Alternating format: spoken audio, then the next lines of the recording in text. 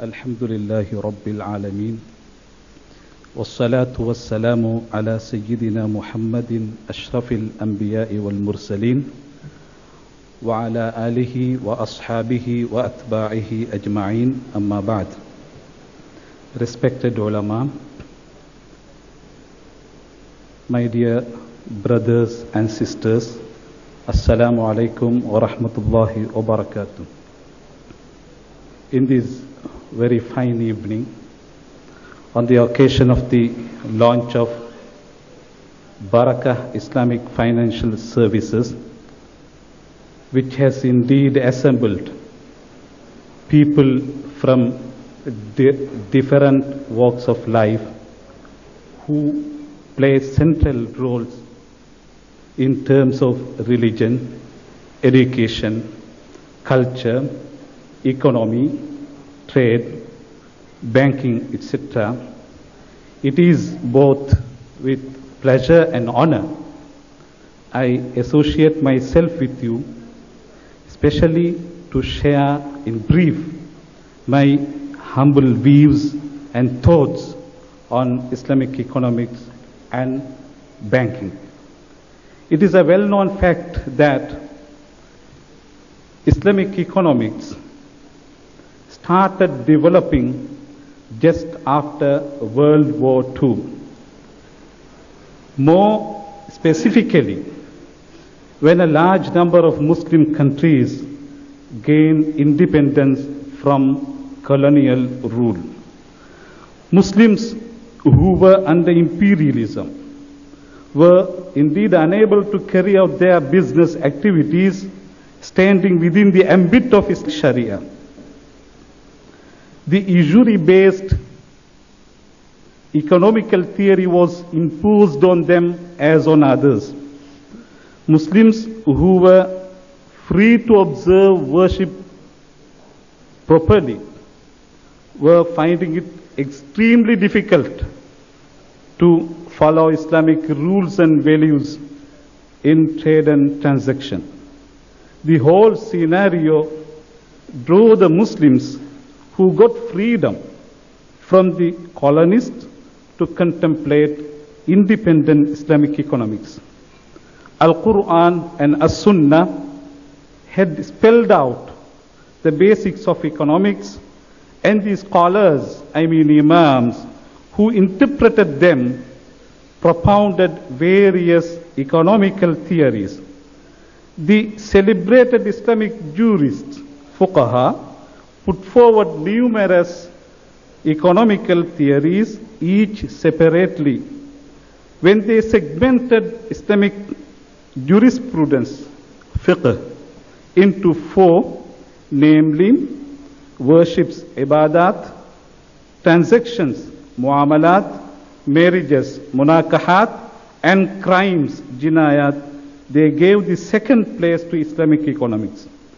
Trade, barter, sale for deferred payment, buying in advance, pawning, lending, loan, partnership, cost plus profit, investment, leasing, crop sharing, a list of topics as long as Chinese Great Wall has taken an enormous place in Islamic jurisprudence treatises.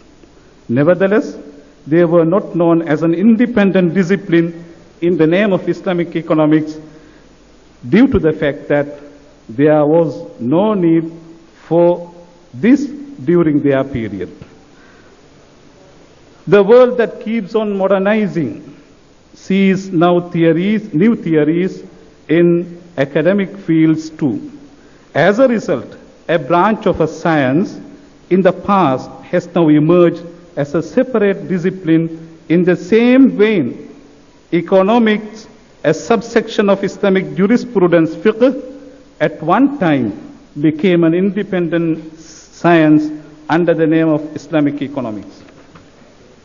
In order to reconstruct themselves, the nations that encountered huge loss and severe setback economically in World War II began to seriously ponder on investments At this time, the Muslim scholars of that era showed a great deal of interest in introducing to the Muslim countries that had just cast off the chain of slavery the mode of investment in the form of partnership on the basis of sharing profit and loss in proportion to the percentage of the shared capital each partner put up, thereby introducing an interest-free joint venture to the conventional banks based on interest.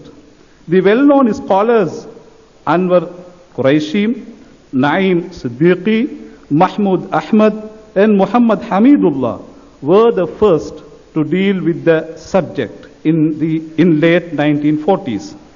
In 1950s, Maulana Abul Ala al-Maududi advocated this concept. The contribution of the eminent scholar Muhammad Hamidullah in this respect is very, very great.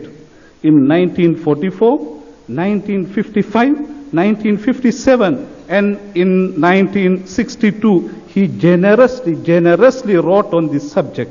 The first book exclusively on this subject was authored by Muhammad Uzair in 1955. That was the first book.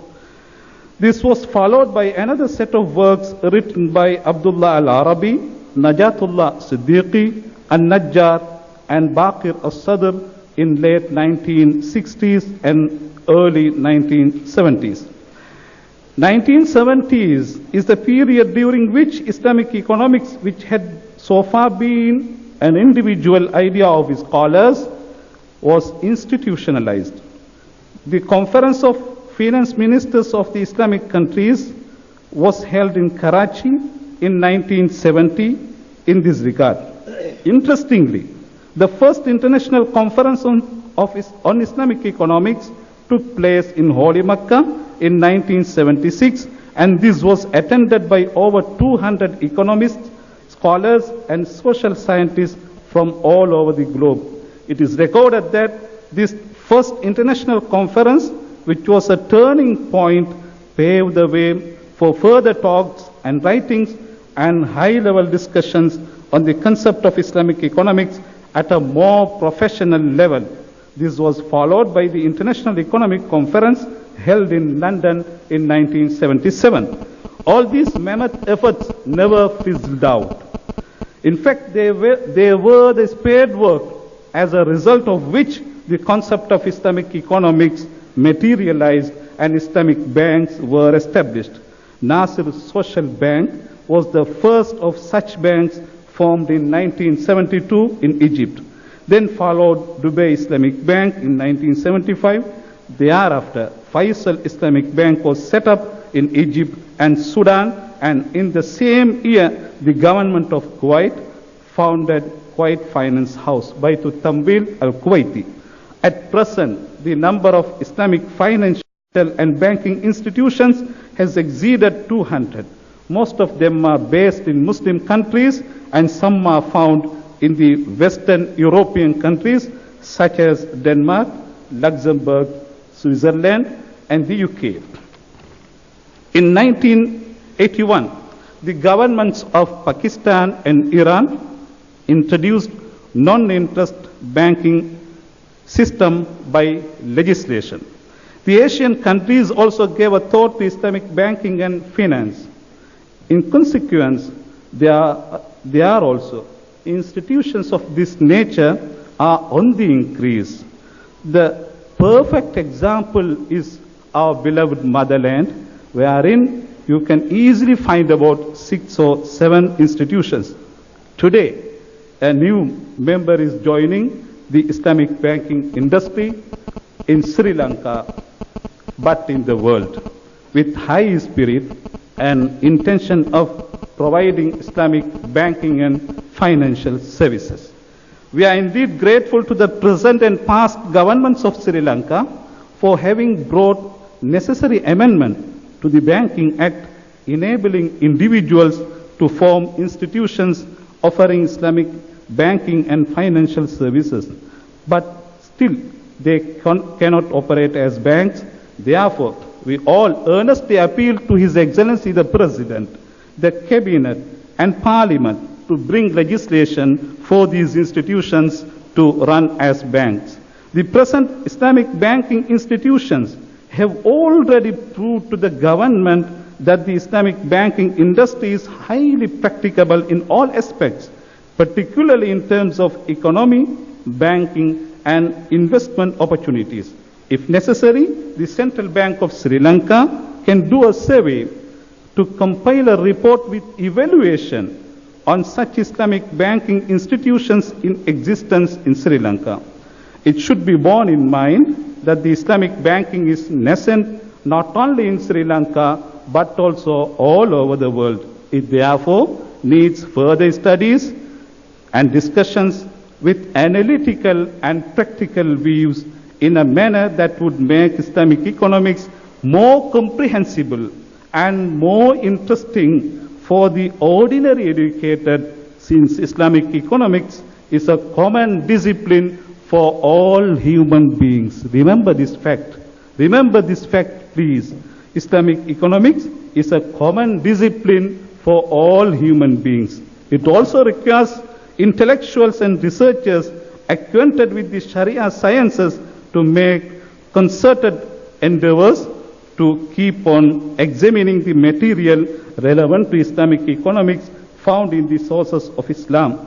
Let me conclude by warmly wishing Barakah Islamic Financial Services all success and barakah. Thank you. Jazakumullahu khaira. Wassalamu alaikum wa rahmatullahi wa barakatuh.